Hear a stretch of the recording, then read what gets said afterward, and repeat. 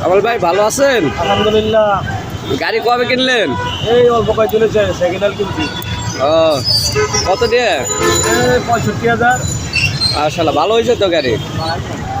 আলহামদুলিল্লাহ ভাই, দোয়া করেন ভাই। অবশ্যই। এটা ঠিক মতো চালাইতে পারি।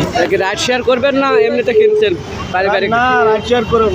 না, চাকরি বাকরি ভালো লাগে না। রাইড শেয়ারের তো অবস্থা ভালো না ভাই এখন। যাই হোক, সবাই চলাবো, আল্লাহর রহমতে আমিও চলাবো।